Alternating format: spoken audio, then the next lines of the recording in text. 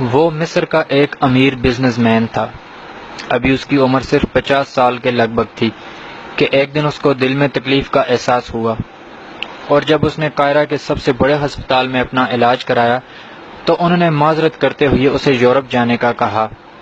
Europe میں تمام test مکمل کرنے کے بعد وہاں کے ڈاکٹروں نے اسے بتایا کہ تم صرف چند دن کے مہمان ہو، کیونکہ تمہارا دل کام کرنا چھوڑ رہا ہے۔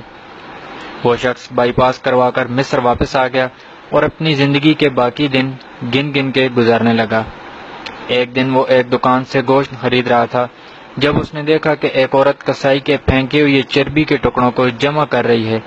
اس شخص نے عورت سے پوچھا، تم اسے کیوں جمع کر رہی ہو؟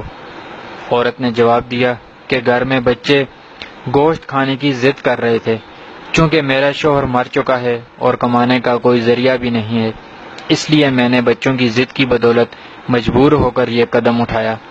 اس پھینکی ہوئی چربی کے ساتھ تھوڑا بہت گوشت بھی آ جاتا ہے جسے صاف کر کے پکا لوں گی۔ بزنس مین کی آنکھوں میں آنسو آ گئے۔ اس نے سوچا، میری اتنی دولت کا مجھے کیا فائدہ؟ تو اب بس چند دن کا مہمان ہوں، میری دولت کسی غریب کے کام آ جائے، اس سے اچھا اور کیا۔ اس نے اسی وقت اس عورت کو کافی سارا گوشت خرید کر دیا اور کسائی سے کہا، اس عورت کو پہچان لو، یہ جب بھی آئے اور جتنا بھی گوشت مانگے اسے دے دینا اور پیسے مجھ سے لے لینا۔ اس واقعے کے بعد وہ شخص اپنے روزمرہ کے معمولات میں مصروف ہو گیا۔ کچھ دن اسے دل میں کسی تکلیف کا احساس نہ ہوا تو اس نے قاہرہ میں موجود لیبارٹری میں دوبارہ ٹیسٹ کرائے۔ ڈاکٹروں نے بتایا کہ رپورٹ کے مطابق آپ کے دل میں کوئی مسئلہ نہیں ہے، لیکن تسلی کے لیے آپ دوبارہ یورپ میں چیک اپ کروائیں۔ وہ شخص دوبارہ یورپ گیا اور وہاں ٹیسٹ کرائے۔ رپورٹس کے مطابق اس کے دل میں کوئی خرابی سرے سے تھی ہی نہیں۔ ڈاکٹر حیران رہ گئے اور اس سے پوچھا کہ آپ نے ایسا کیا کھایا کہ آپ کی بیماری جڑ سے ختم ہو گئی؟